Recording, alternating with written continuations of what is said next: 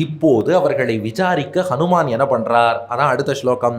கத்வா சௌமித்ரி ராமௌ அத விபினபதம் தௌ கதம் வா கிமர்த்தம் ஆயாத்தௌ இத்யநேகைரயம் அமரகிரா மத்தியமேன ஸ்வரேண சய்யக் சப்த பிரயோகோச்சரண விதியுதேன அத்புதம் சாவிலம்பம் பிரஷ்னைஃப் பிருஷ்டைஃப் பிரதுஷ்டம் ரகுபதி மதனோத் வாக்மிதாம் யஸ்ய தத்தாம்.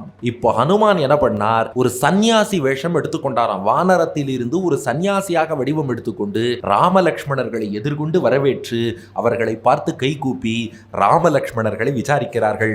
நல்வரவு நல்வரவு வாருங்கள்னார். அடுத்து ஹனுமானுடைய அந்த பேச்சு பாருங்கோ, நல்ல சம்ஸ்கிருதத்துல பேசினாராம், நடுத்தர குரல்ல பேசினாராம், சிறந்த வார்த்தைகளை பிரயோகித்தாராம், அதன் உச்சரிப்பு முறையும் சரியாக உச்சரித்து அற்புதமாக பேசினாராம். இது ஒவ்வொன்றும் வர்ணிச்சிருக்காரு இந்த ஸ்லோகத்துல. ஹனுமான் சம்ஸ்கிருதத்துல ரொம்ப வியாக்கரணம் கிராமர்ல கெட்டிக்காரர், நல்ல சான்ஸ்கிரிட் பேசினார். ஒரு இலக்கண பிழை கிடையாது. நாமெல்லாம் கொஞ்ச நேரம் பேசினாலே கிராமர் மிஸ்டேக் வந்துரும். ஹனுமானுக்கு ஒரு இலக்கண பிழை கிடையாது. அடுத்தது ரொம்ப சவுண்டா பேசினா கேட்கிறவாளுக்கு அருவருப்பா போயிடும். ரொம்ப மெதுவா பேசினா என்ன பேசுறாருங்கிறதே புரியாது.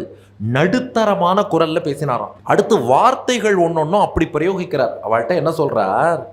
நீங்க யாருன்னு கேட்கணும், அதானே? சுக்ரீவன் எதுக்கு அனுப்பியிருக்கான்? என்ன கேட்டிருக்கான்? யாருன்னு தெரிஞ்சுன்னு வா. ஆனா நேரா ராமலக்ஷ்மணால்கிட்ட போய் நீங்க யாருன்னு அவர் கேட்கல. இவர் என்ன சொன்னார்? யாரென இயம்புகேன் நான் என்குல தலைவருக்கு உண்மை, யார் வந்திருக்கான்னு சுக்ரீவன்ட்ட போய் சொல்லணும்னு கேட்டார். ஏன்னா எதிர்த்தாப்புல இருக்கவரை பார்த்து நீங்க யாருன்னு கேட்டா மரியாதை கிடையாதான். சுக்ரீவன் விசாரிக்க சொல்லியிருக்கார், யார் வந்திருக்கான்னு சுக்ரீவன்ட்ட சொல்லணும்னார். கடைசி வரைக்கும் நீ யாருங்கிறத கேட்கல. அதுக்கு மேல சரியான உச்சரிப்பு. ஏன்னா சில இடத்துல இந்த உச்சரிப்பு மாறி போயிடுதுன்னு வச்சுக்கோங்களேன், அர்த்தமே மாறிடும். இப்போ ஒருத்தர் சொன்னார், ஊரெல்லாம் பாருங்க ஒரே வெள்ளம் அப்படின்னார், வித்துட்டு வான்ட்டான். வெள்ளத்தை வெள்ளம், அது இந்த லா அது நிறைய பேருக்கு வராது. அது மாற்றி சொல்லிட்டா அர்த்தமும் மாறி போயிடும். அடுத்தது இலக்கண பிழை.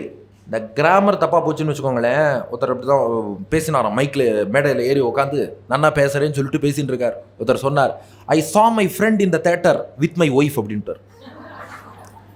இவர் ஒய்ஃபோட தேட்டருக்கு போயிருக்கார், அங்கே ஃப்ரெண்டை பார்த்துருக்கார் அப்படி சொல்லிட்டு. இன்னொரு ஒரு ஸ்கூலில் ஒரு வாத்தியார் கிளாஸ் எடுக்க வந்தார். ஜியாகிரஃபி டீச்சர் மேப்போட வந்தார். பசங்களை பார்த்தார். Boys, one of you hang the map on the wall or I will hang myself அப்படின்ட்டார். I will hang it my செல்ஃப்னா ஓகே, ஐ வில் ஹேங். அப்போ இலக்கண பிழை வந்ததுன்னா என்ன கன்வே பண்ணுறோங்கிறது மாறிவிடும். அவ்வளோ அற்புதமாக பேசினாராம். அதுக்கு மேலே ஒரு ஸ்லோகம் சொன்னார் ஹனுமான். ராமனுடைய தோள்களை விசாரிக்கிறார். உங்கள் தோள்கள்லாம் நீண்டு இருக்குது, உருண்டு திரண்டு இருக்குது, வலிமையோடு இருக்குது, ஏதாவது ஆபரணம் போட்டு அதை மறைக்கக்கூடாதா? இவ்வளோ அழகான தோள்களோடு அப்படியே வந்துட்டேன்னு பல்லாண்டு பாடினாராம். இப்படி இந்த தோளழகை வெளியில் காட்டலாமா? எவ்வளவு அழகான தோள்கள்!